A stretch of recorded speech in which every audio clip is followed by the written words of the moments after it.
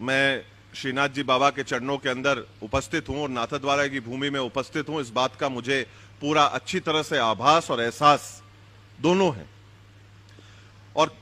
कई बातें इतिहासकारों ने, बड़ों ने और लोगों ने कही, और इससे अच्छा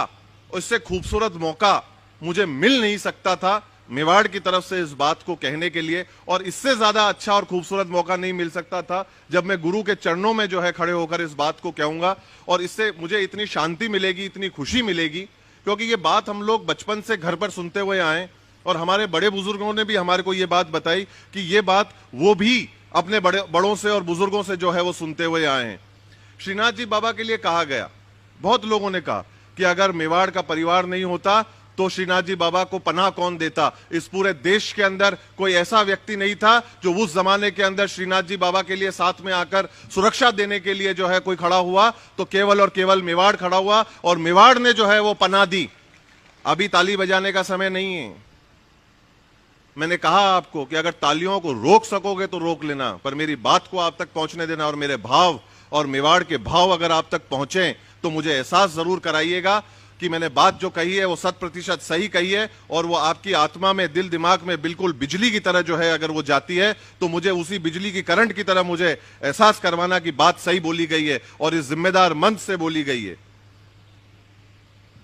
कि मेवाड़ ने जो है महाराणा राज सिंह जी के समय के अंदर कि श्रीनाथ जी बाबा को पनाह दी गई और कोई व्यक्ति नहीं आया। यह बात सत्य है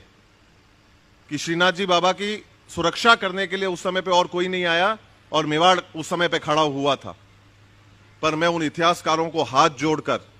बहुत ही विनम्र निवेदन करना चाहता हूं, उन बड़े बुजुर्गों को मैं हाथ जोड़कर उनसे मैं निवेदन करना चाहता हूं,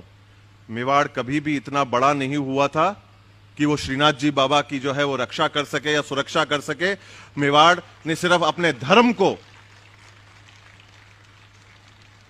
मेवाड़ ने केवल अपने धर्म का जो है वो निर्वाह किया और सेवा करने का कार्य किया। मेवाड़ सौभाग्यशाली है कि मेवाड़ को श्रीनाथ जी बाबा का सेवा करने का मौका मिला। अगर मुझे गर्व है,